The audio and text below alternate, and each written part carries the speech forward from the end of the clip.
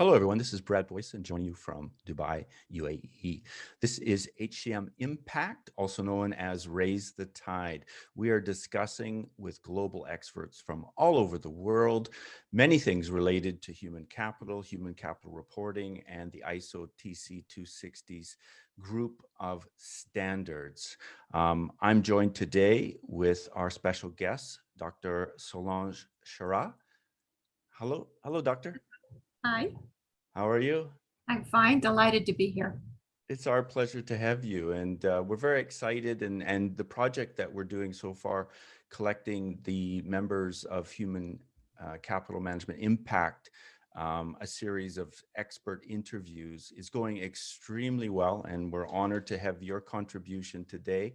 And we really look forward also to the feedback from the various stakeholders around the world on what we're doing. But probably the best place to start is maybe just in your own words, an introduction for those who might not know who you are and your background, please.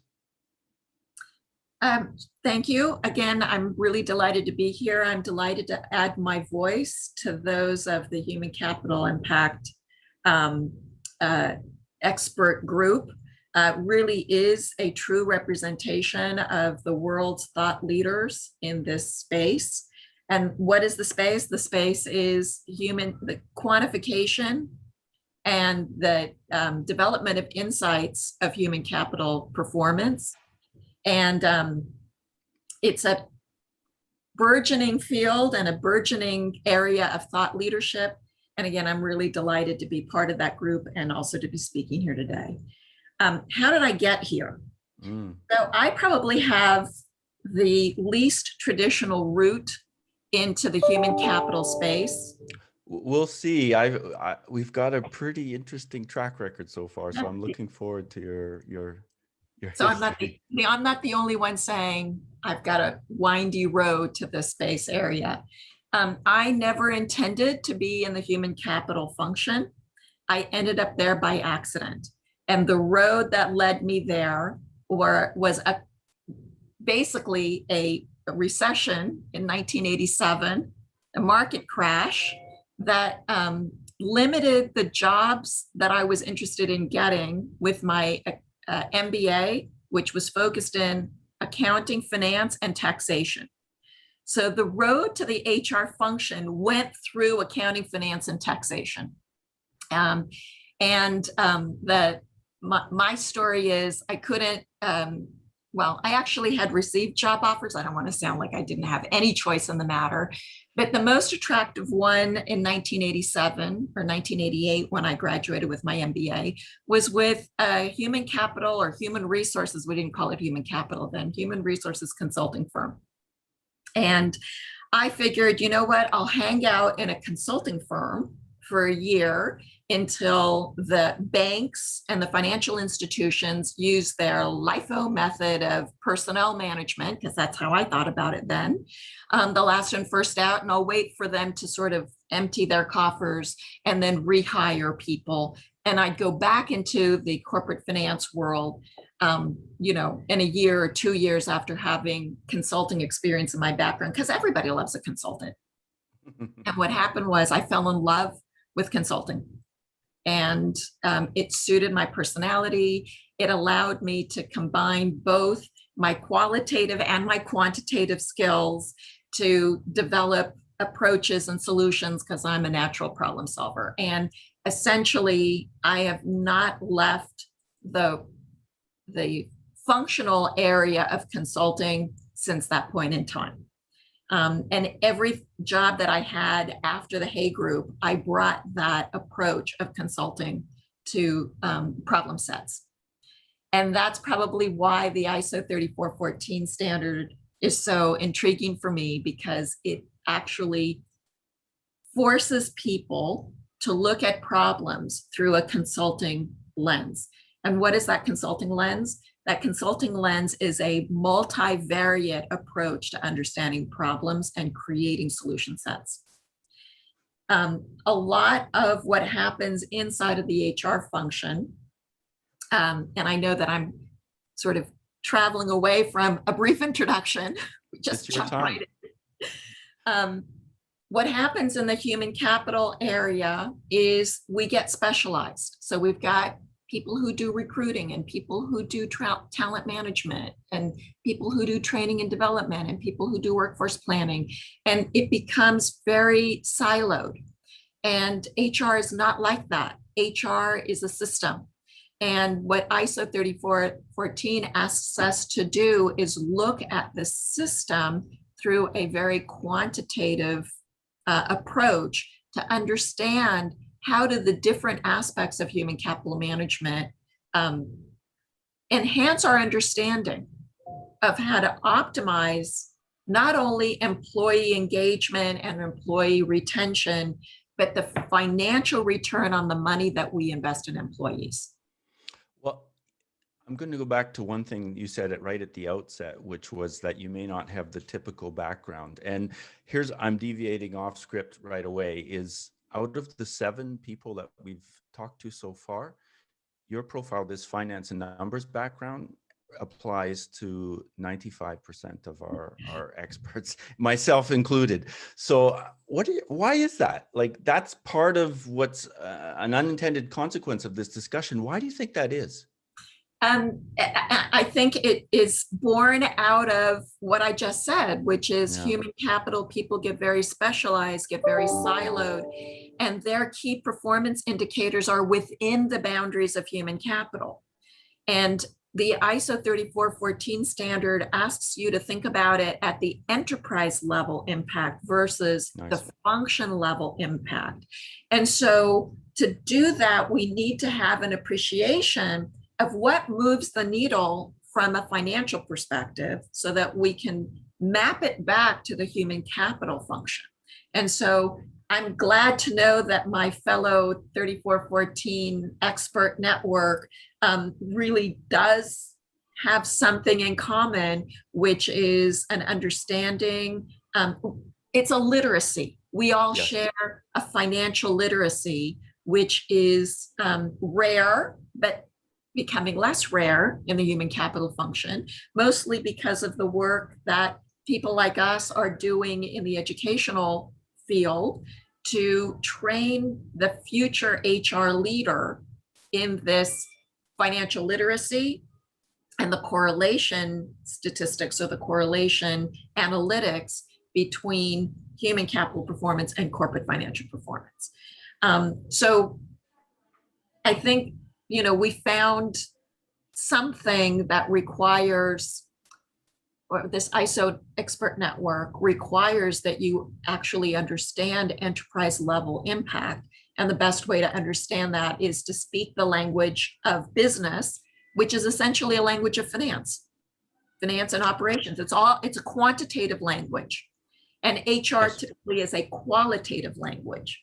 So how do we connect more with the people who fall into HR because they're not good with numbers? And that applies to a lot of the demographic globally that we're talking about. When you ask people, and I used to work for a large HR association, when you ask people how they fall into, I'm leading the answer, how they came to work in human resources, anecdotally, I would say certainly over 80% will say they fell into it.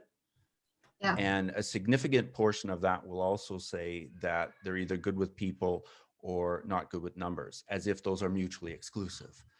Right. So what's your, in the time and the experience that you've acquired on this sort of topic, how have you found it best to connect with those non-numbers people, the people that see a polarization between the quantitative and the qualitative? What's your advice? Let me just rephrase the question. Absolutely. For the issue, which is the observation or the complaint that human capital analytics is dehumanizing, right? And there are lots of people who are human capital practitioners that say, oh, I don't want to even introduce an analytical approach because it's dehumanizing. And that's not what HR should be. And my response to that is, in fact, using analytics is a way to humanize human capital. And I sort of tongue in cheek say it's like Spock, who would say the needs of the many outweigh the needs of the one. Well, how do you know what the needs of the many are if you're not applying an analytics framework to understanding the totality of your human capital? If you're just listening to the squeaky wheel, then you only hear the voice of the squeaky wheel. You need to understand and analyze the entirety of your workforce. You can segment it, of course. You can look at exempt versus non-exempt or by location, but you can't understand the picture if you're standing so close to it that you only see one dot of color. You have to stand back from the picture so that you can see what the artist is trying to communicate to you, what the totality of your employees are trying to communicate to you. You have to see the big picture. How do we deal with people who are allergic to numbers? Probably the same way that we deal with anybody that's got a personal preference or a natural inclination. You apply that, and you make sure that you have a balanced human capital professional staff that is a blend of those that are good at communicating, interpreting, creating narratives, and those that are good at analyzing the data. And in fact, there are roles for both. There are data analysts that actually create the story based on the numbers and help with the interpretation. And then there's a job called a data translator that McKinsey talked about, where you bring somebody who understands the field, the function, the specificity of perhaps a program to interpret what the data is saying. So we need both. We need people who are data scientists, and we need also the data translators to help us understand the story, understand the narrative, and craft the solution or craft a recommendation. You know, I've had my own tongue-in-cheek answer to this question too, is if people aren't good with numbers, I tell them, well, are you good with words? Well, then convert the numbers to words, because every number can be written as a word, and the words can be strung together in sentences. And if you have trouble with words and sentences, actually probably what you're saying is you don't want to be held accountable for what you're saying. And there's and I can say this having spent 25 years in this HR space, there's a bit of hypocrisy amongst HR professionals that they talk about getting rid of bias, and we take courses on, learning the biases and how to do research and validity and reliability. And then we come up with this sort of commentary, well, if we're too unbiased, well, then we're not being human anymore. And it's like, and one of the things I love about people analytics as the way it's coming together in terms of an academic study is this focus on the narrative, is that it's not just the numbers. The numbers don't tell a story. And it's a bit of sort of the Simon Sinek world of, you need to connect with people regardless of what you're communicating. And so, like, as you said, I'm just, giving you my own perspective, this connectivity between the numbers, the data, the analytics. It's just, what is being a professional HR professional unless you are able to do both? Right. So, for years I've been saying that, and I don't want to generalize to all HR people, but you need to be a little schizophrenic as an HR person, right? And I don't mean mentally schizophrenic. I mean, you need to see two parts of the world. So I always approached human capital when I was a CHRO for 3 different organizations. In my role as a CHRO, I was first and foremost a risk manager. Yeah. And I had to manage 2 sides of the risk. The risk that people will come and take our talent away, right? And the risk that our talent will somehow sue us. So we have to protect ourselves from our employees, but we have to protect our employees from others.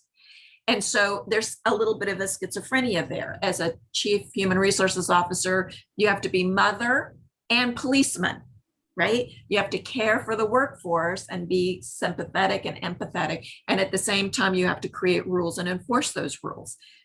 It's not any different in this new evolution of the HR professional, where you have to be good with, I guess, perceiving and understanding patterns. And maybe the best way to understand patterns is to understand it through data. But if you're not good at data analytics, you still need to perceive patterns, right? So you have to be quant oriented, but you also have to be qual oriented so that you can take the interpretation of those patterns and actually turn it into a compelling narrative.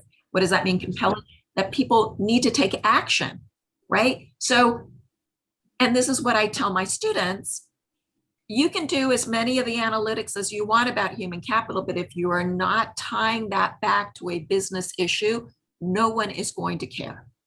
If you say, oh, look, our attrition is X%, no one's going to care unless you say, and that is costing us $3 million of profitability every year, right? That's when people pay attention. Outside of HR is when you can actually relate what your observation is into something that they care about. So it's the old what's in it for me. For a CEO, his bonus is based on that. For a CEO, the brand image and the brand strength is based on that. That's what he cares about. And for a CFO, what they care about is finding efficiencies in the organization. So as a CHRO or as an HR practitioner, if I can say, I'm going to improve our NPV on this investment, I'm going to improve our IRR on this investment. If we do this program, then our weighted average cost of capital should probably go down. Right? These are things that the CFO wants to hear because he's been charged with improving efficiencies in the organization. And for most companies, what's the single largest line item expense? Wages. Total cost. I loved your example there, in the language that you're using, because a few years ago, I taught a course here in Dubai, and the course was kind of, it was finance for non-finance, and it was for HR people. And one of the feedback from one of the attendees was there was too much finance in this course. And it's, what's the title of the course? Finance for non-finance. And so a lot of the the terminology that you dropped, I think we have to get into this mindset that this is part of the language of HR, not just the language of finance. And one of the trends that I enjoyed seeing, albeit slowly, over the past 10, 15 years was this migration of HR into business schools. Prior, when I started out, when I did my bachelor's degree, there was no HR. And, the closest thing to was a bachelor's degree in industrial relations. And on the other side of the school was the psychologists who are saying, well, we're HR. And I'm like, that's not the HR that I perceive. And I think that's a very healthy trend that we've seen over the past few years. I wanted to build on what you were saying, though, in terms of examples. You mentioned the narrative and the importance of connecting to real world value to the stakeholders. Can you give us an example of something in your life where you, and I know these standards are fairly new in the sense of ISO standards, 30414, and the others that are in the pipeline. It's hard to sort of reflect upon 3-4 years down the line, what's the impact been, but just the general people analytics and measurement, and can you give us some examples of value add? Yeah, absolutely. And before we do that, I want to say, when I got my MBA, they did not have an HR class. Yeah. The closest class was organizational behavior. Right. Which was not even organizational behavior. It was behavioral economics, which was taught by Richard Thaler, who got his Nobel Prize in behavioral economics. So, well, lucky you. I mean, that's a pretty nice. So they say we're not. I wish my OB class was taught by a Nobel Prize winner. Well, he wasn't a Nobel Prize winner then, but you can understand that behavior, that organization behavior was not organization behavior. It was behavioral economics, which as they say, you are a product of your experiences in your past. So, I approach HR through that behavioral economics lens, which, probably is the reason that I'm doing the things that I'm doing today. So then looking not only at business school programs where they teach real HR classes like comp and benefits and, organization design, we've come a long way. Now we're in the phase where, and not that there's anything wrong with an MBA, but they're being challenged now by these very specific master's programs. Mm-hmm. So I teach at 3 different schools in master's in human capital management. Mm-hmm. And these programs are really focused on specific core learnings in functional areas. And in each one of those programs, we've got courses around HR analytics and finance for human capital management. So if we're looking at the way the future is moving, we're on a course where we're going to teach our human capital professionals more and more of the deep technical aspects of managing the function. And of course, that includes data analytics to inform insights. Real life story. Okay, so again, I'm being schizophrenic. I have got 2 stories that I think are relevant. One is at the board level, right? Board and governance level, and how important human capital management, human capital impact is for governance. So I've served on 2 public company boards. We didn't, other than myself, who got on not because I had an HR background, but because I had a financial background. We usually don't see HR professionals on boards. Yes. We didn't need to see HR professionals on boards because HR was not considered to be a critical factor or a competitive advantage. It was personnel. Right. Now the world is different. We've matured from a governance perspective to understand how important human capital is to an organization and effective human capital management. And it's like the perfect storm. We've got a lot of things going on right now, and it's trending. So on a global basis, we're seeing the shrinking of the labor force. So everywhere in the world, we're seeing a change, a shift in the demographics in the workforce, the aging for many industrialized countries. We're seeing women coming into the workforce more than they had in the past until COVID. Now we're in the middle of a she-cession. We need to get women back into the workforce because all the studies at the World Economic Forum level, at the conference board level, show that without having women in the workforce, economies shrink. Yeah. So now it's not just, we've got this commodity called an employee or a worker. That commodity is no longer a commodity. It is a unit of economic value creation. So our mindsets have shifted. And if human capital is a competitive advantage and a unit of economic value creation in the business model, at a governance level, we should be understanding that better. We spend so much time unpacking the financials and we spend 0 time unpacking the human capital part of it. So smart companies are beginning to pay attention to that. We saw a few years ago the I'm blanking, the Business Roundtable redefine the purpose of the corporation, identifying employees as one of the constituents for the purpose of the new corporation. So we saw some awareness and enlightenment there. We saw a lot of research in the academic world. So I have my PhD studies actually board governance. And we've seen 30, 40 years of academic research that actually shows the statistically significant and substantive impact that human capital has on business model outcomes. Now it's beginning to be taken up by the practitioners world. So there's enough proof there. And we've got two things that happened externally. One is ISO 3414 as a standard being adopted that raises this idea of human capital analytics and human capital management for both internal and external stakeholders, for large and small organizations. So a lot of these standards really only apply to large organizations. This 3414 is for all organizations. And what's ISO's fundamental theory? Transparency is a driver of higher levels of efficiency and performance at the enterprise level. The more transparent we are with employees, the better the organization does. And 3414 is there to create some standards around that transparency, both for internal stakeholders and external stakeholders, large and small companies alike. So it's brilliant from that perspective.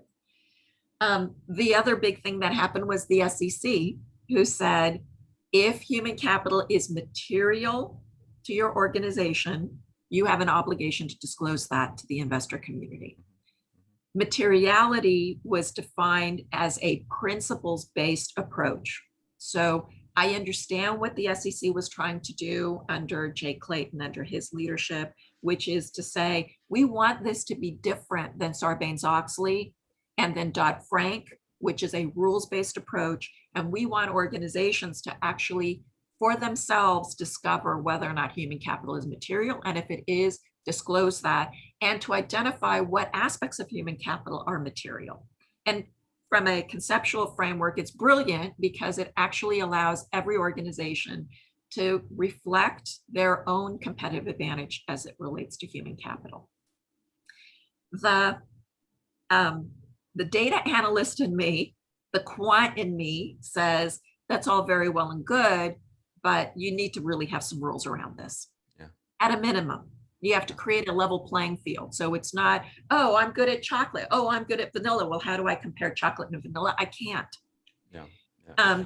Gary Gensler, who is the newly appointed head of the SEC, is not a big fan of the principles-based approach. He is a proponent of the rules-based approach, and we're all waiting in anticipation to see what rules he's going to require around the disclosure of human capital performance for public company filers.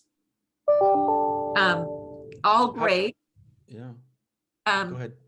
And we'll see what happens.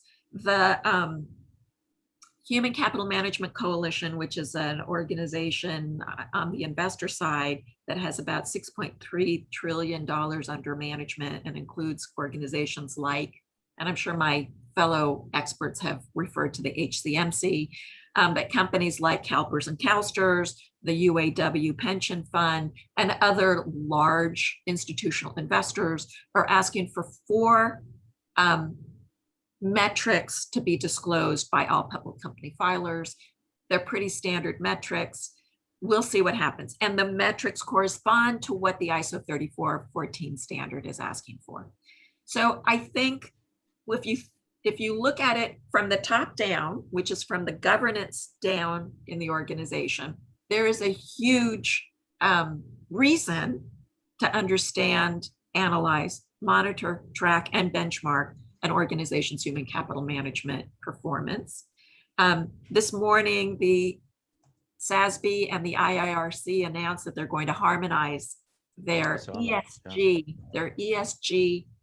disclosure requirements. And we think that human capital is part of the S of ESG.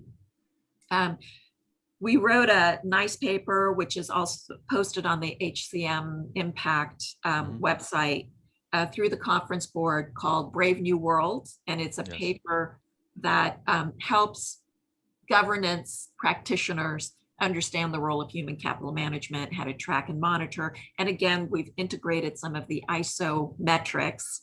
Oh, that's a nice thing, ISO metrics. The ISO metrics standards into that paper. So we want to create consistency on a global level. And one thing that no one's talked about in our group yet that maybe you have some thoughts or comments on is mergers and acquisitions. Yes. Thank you for the prompt. So that was my second example that came to mind. is there is a,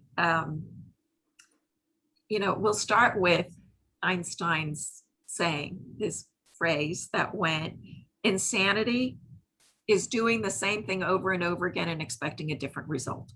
Right. And I think that's what's happening, and this has happened. I mean, it's not just my opinion, there's evidence for it in the M&A community, is they keep doing the same thing over and over again and they expect a different result. And what Harvard and other researchers have found is that between 70 and 80% of transactions fail to meet their expected outcome. Doesn't mean that they failed, because Right. there's lots of M&As that happen and they're perfectly good, but they fail to meet the expected outcome. There's a gap, and there's a whole industry that's set up around litigation support, around transactions, right? My understanding is that 50% of transactions, or almost 50% of transactions, end up somehow in litigation. And that's not success. And instead of doing things different, the M&A community continues to do the same thing over and over again. They have their model, they have their approach. And what's the thing that most M&A transactions do not do a good job of? It's analyzing the human capital of the organization. They get that they've got people, they get that they carry a cost, but they really look at it from a balance sheet approach instead of an income statement approach. Is what is the value of my human capital, and how can I leverage that human capital to actually achieve the desired outcomes of this merger or this acquisition or this transaction in general. So looking forward, if we were to go ahead 2 years from now, how would you define success? Admittedly, this is, a journey, not a destination, but what would you like to see that would demonstrate, some measures and metrics of more than your expectations? So I would like to see, as my friend Neri Buckspan of Ernst & Young would say, companies less concerned about compliance in terms of reporting human capital, and companies more concerned about understanding human capital as good business. Nice. Right? So Neri has said, companies that are SASB compliant or IRRC compliant or GRI compliant, yes, they have to disclose things that those governance agencies or governance monitoring agencies are asking you to disclose, but it's deeper than that. Yes. It's really understanding your human capital data to make better business decisions, because the rest of it will happen. If you focus on how do I become more efficient, more effective from an enterprise perspective and from a worker perspective, then the rest of it will follow.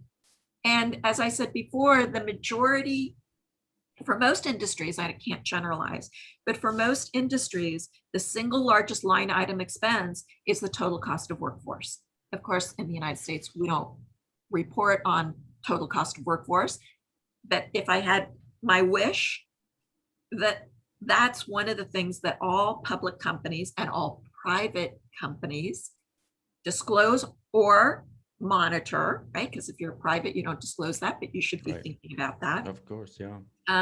And to raise the tide on not only our descriptive analytics, so what's happening month by month in these categories around human capital, right? Like attrition, retention, promotion, mobility, advancement, training and development, performance management, like all the things that we normally measure. I mean, that's standard practice, but we actually quantify and measure that and report on that, maybe just internally from a descriptive analytics perspective. But then we have practitioners who are connecting the dots, right? So we have diagnostic analytics. We're not only understanding what happened, we're understanding why it happened. And using this standard benchmark approach or standard approach that the ISO 3414 is proposing in terms of the way we calculate those numbers. So we can actually compare chocolate and vanilla and understand what that means. So So rising the tide on, or raising the tide on how we actually understand human capital analytics as a performance indicator, how we tie that back either within the function or to the enterprise level results, so that we can make more informed decisions. So that's one of my wish lists. The other of my wish lists is that we really take this seriously in terms of how we educate. So it doesn't become something that you learn when you get out of school in either your undergrad industrial relations or human capital management or your master's level. It actually is taught there, so that when you come out of the work, out of your education, you can already make a contribution in this area that I think is going to become as hot as IT was before the year 2000, and as hot as a customer-centric business model is now. I think we're moving into the employee-centric phase of business models, using the research-based view of the firm. And if workers or human capital is how we're building our business models, then we need a level of sophistication in the way that we're measuring, monitoring, benchmarking, and managing that key competitive advantage of our firms. So standardization. It's just, listening to you and I think, many of the speakers for HCM Impact, there's such alignment between the group. But one thing that I can't stop thinking about is, I wish I was starting my undergraduate now and had this overlap of HR and human capital, and because that's the HR I always envisioned, and it's coming into the the limelight now, which is great. So we've gone a bit over our time. Solange, any final thoughts that you wanted to share perhaps with people who might want to get involved in this project? It will not be a waste of time for you to dip your toe into this sea of human capital analytics and the ISO 3414 standard. You will not waste your time exploring this area. You'll get something out of it that hopefully you'll be able to apply in your future work, regardless if you're an HR or a non-HR practitioner. So it's not just for the HR world, it's for anyone in business, anyone in governance, anyone in an NGO, and anyone that works for an organization that has people in it. So you show me one that doesn't. Yes. I think that's a pretty large Venn diagram. So yeah. Well, thank you. Thank you so much. And thank you very much. As we've said with many of the experts, this is a discussion that could go build and build. At this point, we're really creating awareness. And as you said, raising the tide. So thank you once again from my colleague Fahad and myself in Dubai. And we look forward to enhancing the journey together. Great. Thank you.